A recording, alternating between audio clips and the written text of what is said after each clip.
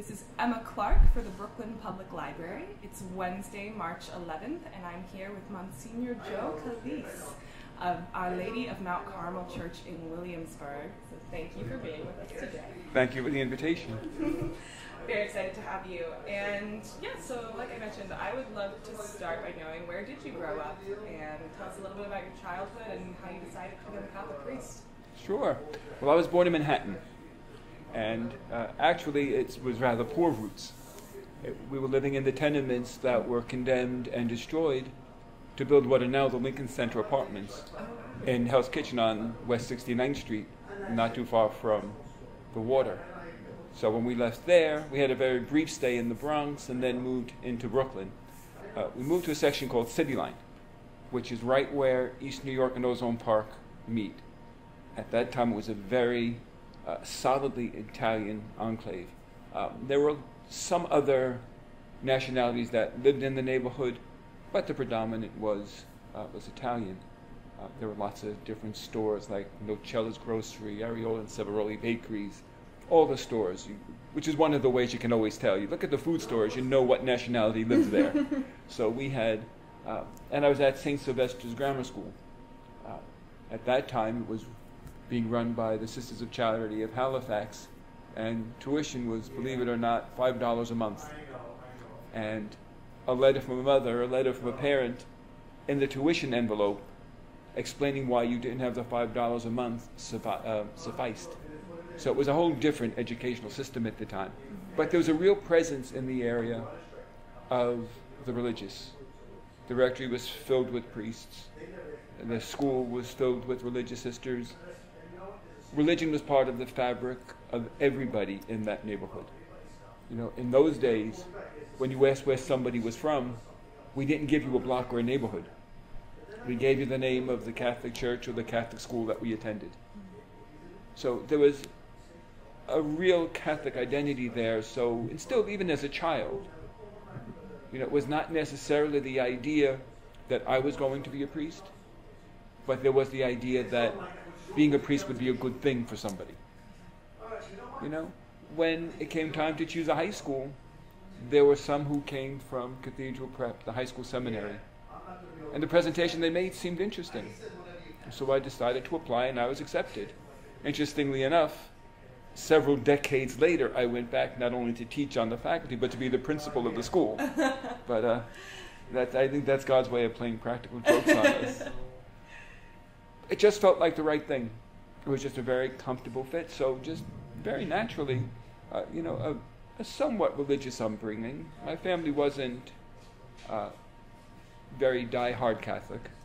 You know, it was basically we went to Mass on Sundays and on holy days. But I was the one who became most interested in the church things. Very much also as a part of a response to education. So I went to the high school, and from the high school I went to the college.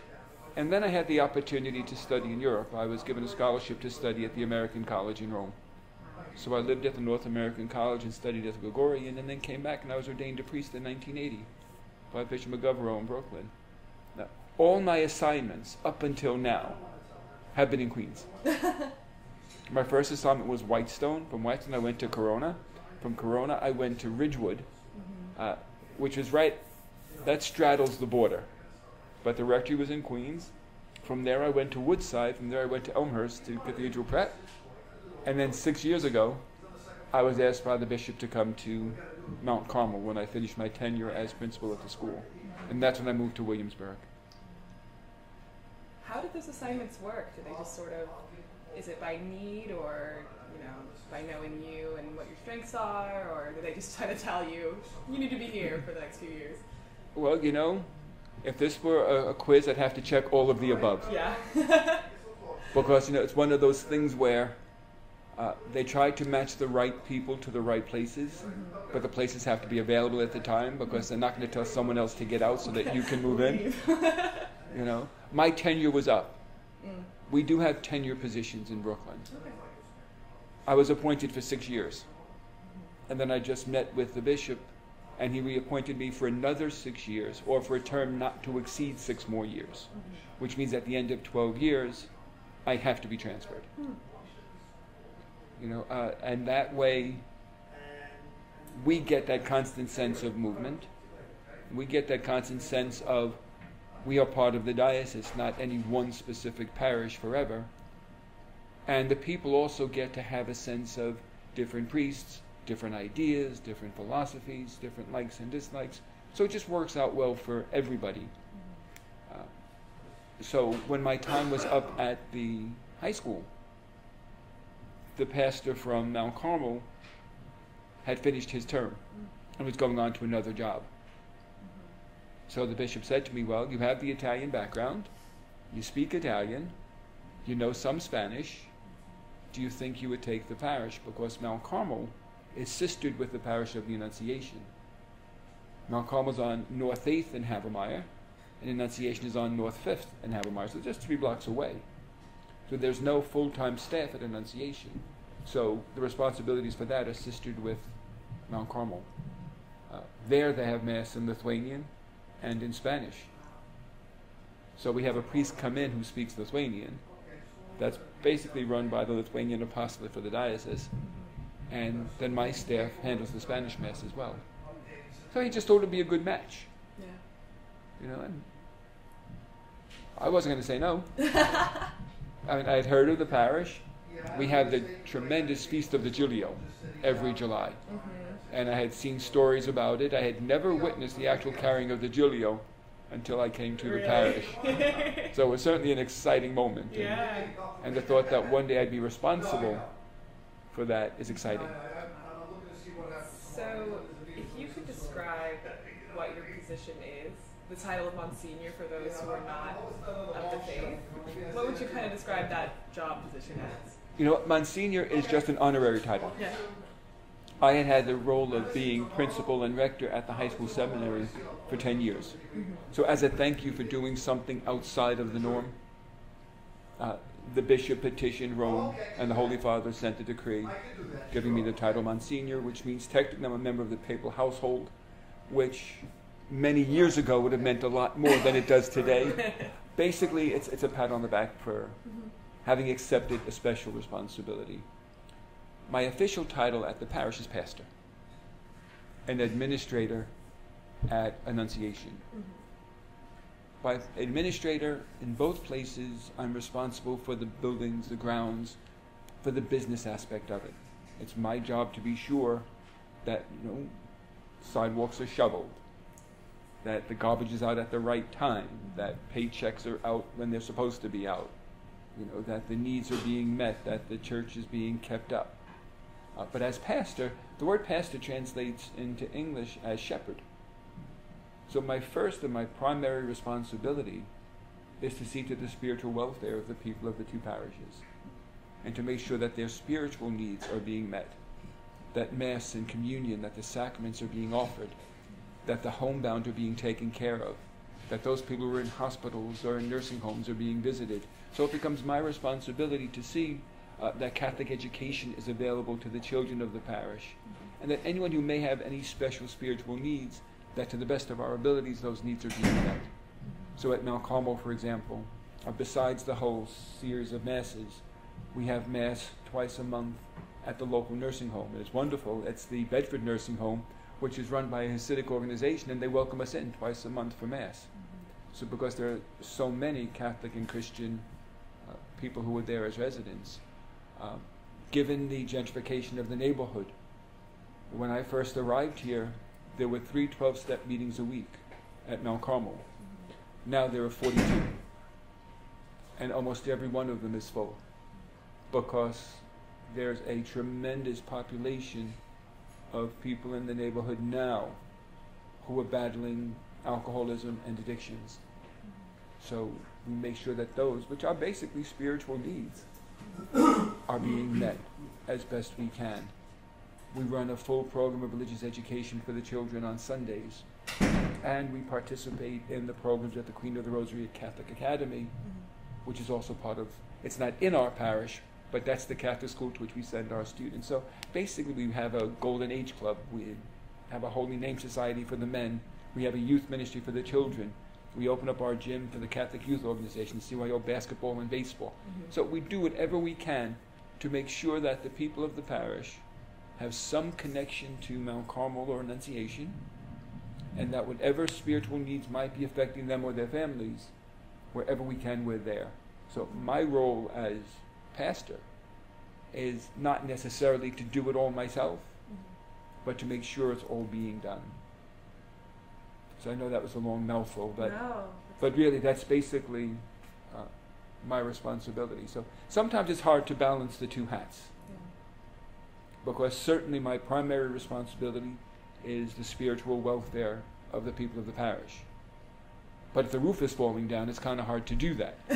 So sometimes you have to juggle what's immediate with what's necessary, with what's important. And at times it can be a bit of a challenge. What is that process like of going into a new assignment and getting to know a new community, a new group of people, a new church building itself?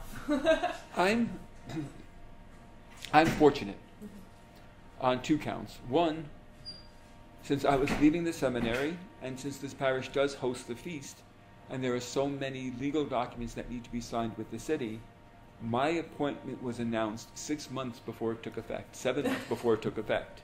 So I got the chance to come and meet the parish council, meet the people, get involved with the feast committee, get to know some of the neighborhood. So I already got to know some of the people. And having been the principal at the school, I already knew some of the people because some of my students are living in the parish. So that getting to know each other with the set parish was good. At the same time, the parish is gentrifying so rapidly. The makeup of the parish is gentrifying so rapidly that the parish is changing every day. You know, the makeup of the parish is, and the needs of the parish are so different from day to day that I'm getting to know people as they move in. So it very much is, as you said, the formation of a new parish, because we're seeing new faces on almost a daily basis. So it's exciting. Yeah. You know, it could be difficult at times, especially, you know, when you get something like the feast, which is 120-something years old. And everybody who was here knows everything all about it. And everybody who was here can tell you how they know more about it than anybody else who was here. But you have to balance that with the fact that people who are coming in who have no clue what it's all about. And that can be part of a difficulty, because you have some people who are speaking on one level of familiarity, not understanding why others don't have that same familiarity. So sometimes there's that clash of the old and the new, but it's usually very short-lived. What have you done to smooth that? Well, one of the things that we've done is I've made sure that we had brochures printed that explain the history of the feast, and they explain what each of the processions is all about, and they explain what the Giglio is all about. You know, I mean, the basic story is that the bishop of the town of Nola in Italy was taken captive. He gave himself up in return for a child. And when he was freed and being returned to Nola, the people cut down lilies and went out to the shore to greet him with the lilies. The Italian word for lily is Giglio. So the 7-story structure that's built represents the lily that was carried to meet the patron saint as he returned to the shores. We have a brochure that's printed that explains it in a little bit more precise detail than that. So as we go around on the different processions, as we go around with the statue of the Blessed Mother of Our Lady of Mount Carmel through the streets, as we go out on something called the Questor, which is selling bread. What the people used to do in the town is the women would bake bread, and then they would go to the neighboring towns and they would give the bread and ask for a donation, and those donations paid for the band for the feast. So once we have these things printed that explain exactly what we're doing and why we're doing it, as we go through the streets, they're given out to anybody who's there. And people do stop and read it. and find it very interesting once they know the history, that this is not just, a group of crazy people with a unique band going through the streets, but that there's a history behind it, there's an art behind it. A lot of the people moving into the neighborhood now are fascinated by the art of the Giglio. They're fascinated by the music, and just by that whole spirit of a street celebration like that. There are not that many left in the United States. There are not that many left in New York. Yeah.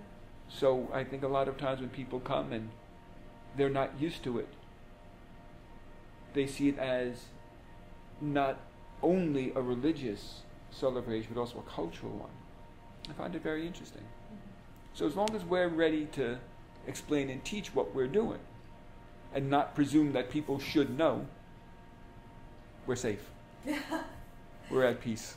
What was your first festival like? Do you have any stories from that? The first one was very interesting. I wasn't the pastor yet, mm-hmm. but I did get onto the Giglio with the fellow who was pastor, and I wasn't quite expecting to be bounced as much as we were, but it was fun. Yeah. It was just fun. And seeing it from that perspective, seeing the light, was just very, very exciting. Mm-hmm. I'm also amazed at how problem-free those days actually are. I have a very good, strong committee that's responsible for it. And anything that goes wrong is taken care of immediately. We noticed one of the vendors one year, they're allowed to give out goldfish as prizes. One of the vendors was giving out baby crabs, which is against the law. Yeah. Well, we don't know it. But as soon as somebody came and said, "Did you know at booth number they're doing this?" No, we didn't. As soon as we found out that it was going on, and someone went and inspected the booth and saw that they were there, he was shut down. We're certainly not looking to cause any problems. We're not looking to offend any sensibilities or harm any animals or anything. So, but the committee really, if there's a problem, it's taken care of right away, peacefully, and as discreetly as possible. So, it's kind of a blessing for us. Mm-hmm. The first feast was very exciting. And they all are. The hard part is all the work that goes into it. Preparing for that is really intense. Oh, it can be intense. And everybody has an opinion, and nobody wants to hear anybody else's opinion because they know that their opinion is the right one. And so, when you're dealing with that many personalities, mm-hmm. there are bound to be some clashes. Mm-hmm. And I remember getting the advice when I was first ordained, understand something. When you're the boss and you've got to make a decision, every time you decide to do something one person's way, you've decided to do it against the will of somebody else. So no matter what decision you make, someone's going to be unhappy. Yep. And chances are they're the one who's going to be most vocal.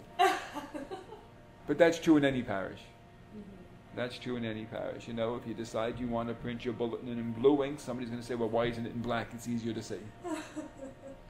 So there's always someone with a differing opinion. And as long as we respect everybody's opinion, listen to it honestly, mm-hmm. bottom line, we do what we think is best. And that first, so talking about this process of getting to know a new parish, did you notice anything in particular that was unique about this particular community, this neighborhood? I guess how would you describe it when you were first sort of getting to know it, learning about it? Well, you know what I think I learned? I was told that it was a changing neighborhood. Mm-hmm. Now, I remember when I was a kid. When I was a kid living in East New York, you didn't come into Williamsburg. If you came into Williamsburg, you were either going to get beat up or you wanted to buy drugs. Mm. That was just the impression of it. So when I came to move here and saw already it's not the same place, the first impression was, what a changing neighborhood. that rapidly we're seeing new people come in. We're seeing all the construction sites that are going up. So I knew that it was something other than what I remembered as a child. And I guess the first message I got to myself is, you better keep an open mind here, because this is not what you would have expected. What I've come to realize is that it wasn't a changing neighborhood, it was a changed neighborhood that had already taken place. The fact that Williamsburg was on the upswing was already done. A lot of the families who were here had already started to move out.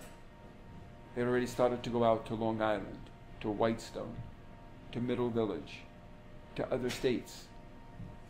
And the people who were here, for a large part, are the parents and the grandparents, who, this is the house I was born in. This is the house that my mother and grandmother built. I'm not leaving. Others were selling. And there were people coming in who were going to have different attitudes. So you knew right away that it could not be business as usual.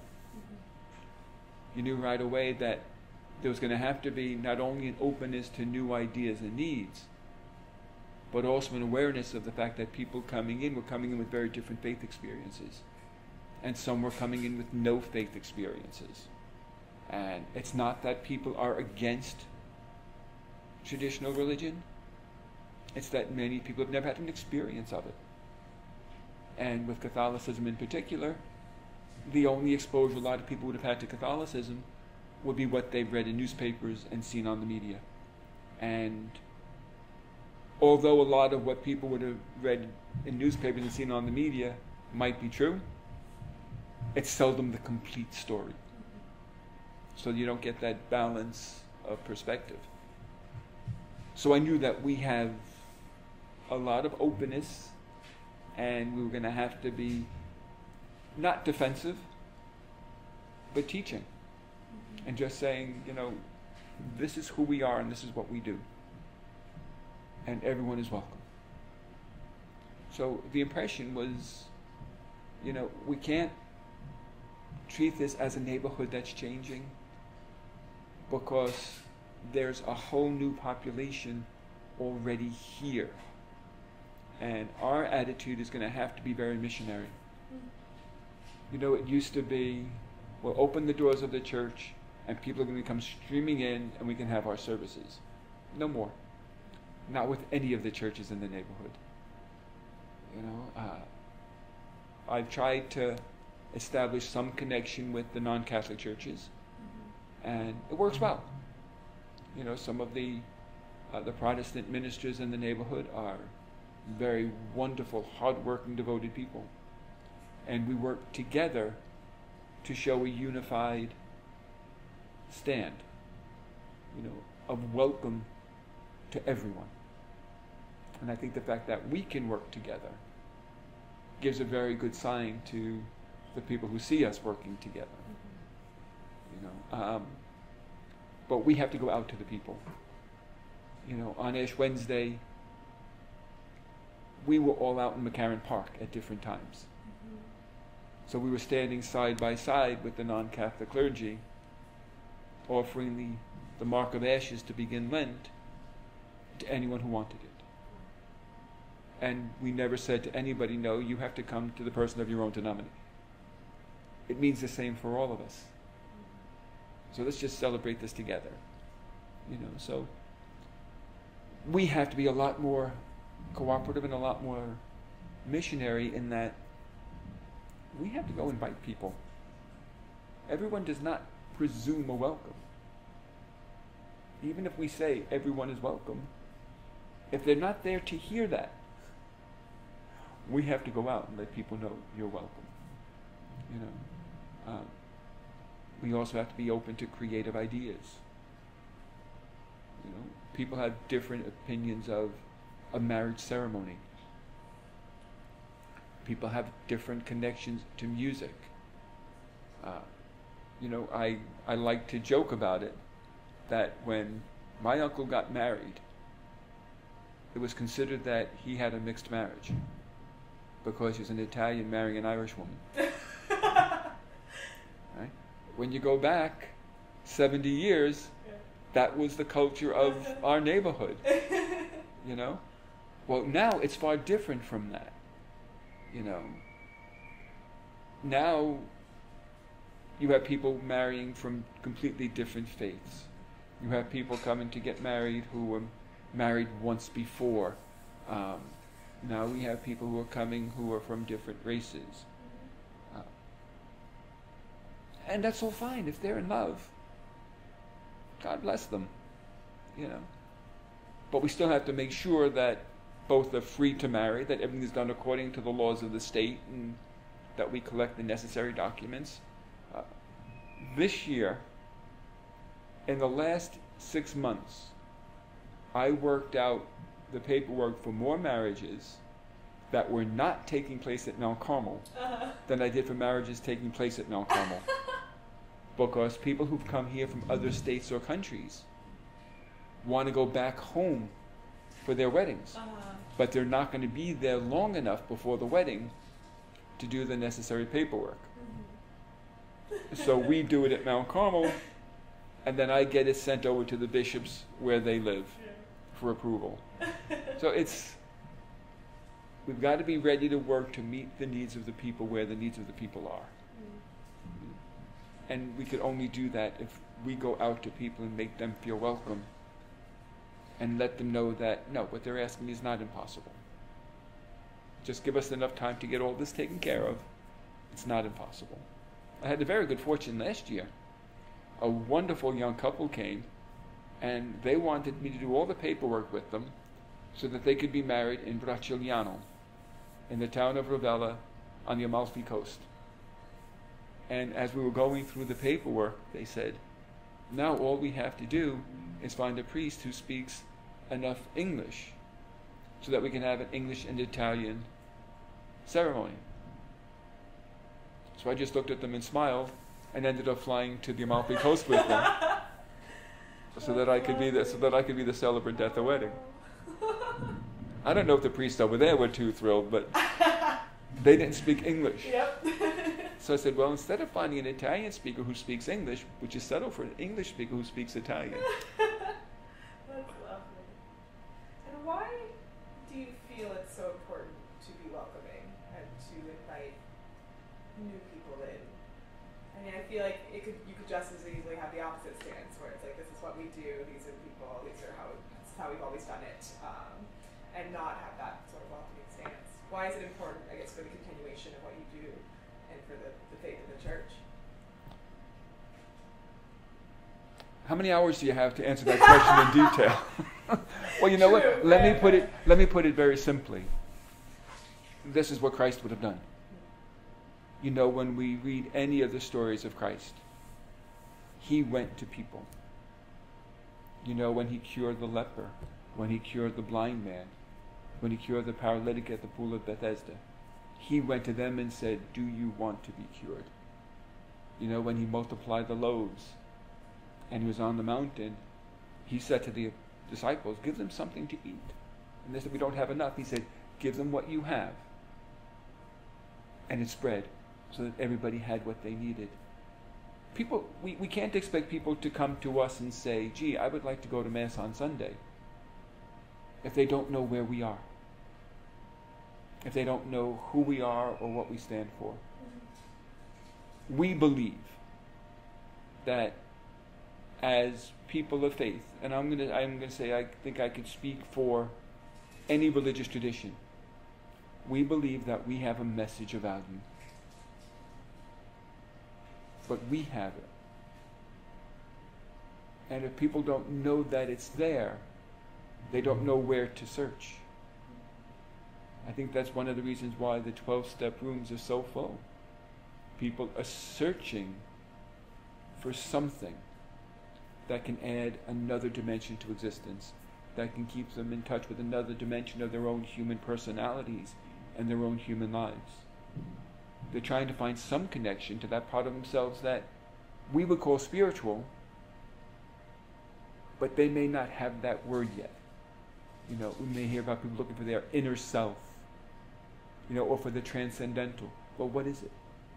It's all going to somehow be, we're looking to live part of our lives on another plane than just what we see. We want to find out that, yeah, what we do from day to day can be pleasant, can be difficult, but is it meaningful? Is someone else's life actually being touched? And I believe that we find that in faith. But for those who are searching, well, we have to make ourselves available for them to see if this might be where we are. No one should be excluded. Everyone should be given the opportunity to hear the message of God's love and concern, and of their own intrinsic human value, and then given the opportunity to choose how I want to respond to that, and what's going to be the format for my personal expression. You know, some people may find comfort in Buddhism. Others will find it in Christianity. Others will find it in Judaism. Others will find it in simple private meditation, you know, in their own personal experience of whatever form of prayer it's going to be. You know. But we all need that opportunity to almost step beyond ourselves and our experience to see its meaning in a bigger picture. And I think that's what we have to offer. But when people don't know where to look, then we have to make ourselves a little bit more evident that here we are. You know, for many, many decades, the Catholic Church in Williamsburg was able to do that because everybody who lived there was part of that church. Everybody who lived there was part of that same culture. You know, the people had that same type of upbringing that I described that I had, where they knew the priests, they knew the sisters, they identified themselves as being from that school, you know, and it was celebrated in the feast because everybody was part of it. Well, that's changing.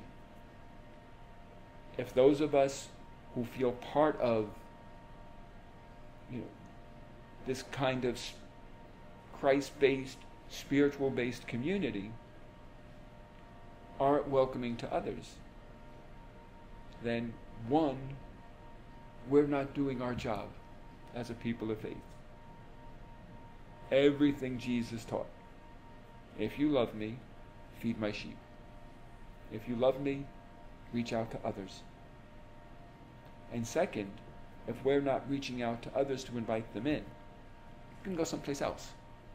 And we self-destruct. Mm-hmm.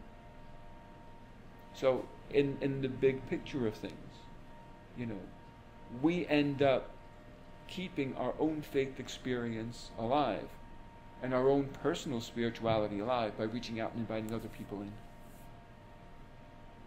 That's the short form. So you can imagine if we went into the longer form. Yeah. I wanted to ask you, in your 6 years doing this at this parish so far, what have been some of the greatest challenges in your work? The greatest challenges are finding ways to get the message out that people will find attractive to listen to. You know, how do we get the message to people sitting in the cafes on Bedford Avenue that, you know, if you walk 4 blocks over, there's another experience. One of the biggest challenges is we have a long-standing community that's aging very rapidly. So although we see a lot more people growing in interest, the actual number of regular participants is consistently going down. If we look at the major immigration into New York, a lot of the long-time Christian families are moving out. Churches, I was just directed a retreat down in Venice, Florida. The churches down in Venice, the churches down in Naples, can't grow quickly enough. Meanwhile, our churches are emptying because so many people down there have moved from here. You know, a good friend of mine moved from North Carolina to South Carolina, and he said the experience down there is the same. I went to say Mass in North Carolina at this friend of mine's parish, and someone came up to me afterwards and said, "You're not going to believe what I'm going to show you on my phone," and showed a picture of the Giulio that her brother was carrying, because they were transplants from Mount Carmel to North Carolina. Those who were moving into New York are a whole different culture. They're not Catholics, for a large part. The Muslim population in New York is growing. The Arab population, the Indian population, the Asian population is growing. So we're not getting the same, Italian, Irish, German Catholics that once were filling our churches coming over. So, of course, the big challenge is, with our decreasing numbers, still finding enough people that are able to go out and invite people in. So that, by all means, that is the biggest challenge. I think people are very excited when they see new people coming into the church. We changed our Mass schedule around a little bit and put in an evening Mass on Sundays. And we're not getting very many people at it. But 80% of the people who come are under 35 years old. Mm-hmm. So we've got that seed planted with a target audience, that at least people know we're ready to accommodate our schedule to theirs, and at the same time, when they arrive, they're hearing music, they're hearing homilies geared towards their day-to-day life. So it turns out to be mutually beneficial. The biggest challenge, really, is that reaching out to just invite people, come and see. Come and see. If you don't like what you see, we'll understand. But before you say no, just come and see. So getting that word out that people are welcome has been the toughest part. Mm-hmm. Once they do come, I think people find that they're happy to know that they are as welcome as they actually are. And that's putting, of course, the physical plant, finances. You know what? No matter who you talk to in the neighborhood, as valuable as the properties in this neighborhood are, with the increase in property values, is the increase in real estate taxes, is the fact that, you used to be able to go to the restaurant and get a hamburger for $3. Now that same hamburger is $13. There are a lot of increased costs, and some of the older people are on fixed incomes, so it makes things more difficult. Everybody's going to talk about the fact that finances are difficult. We manage.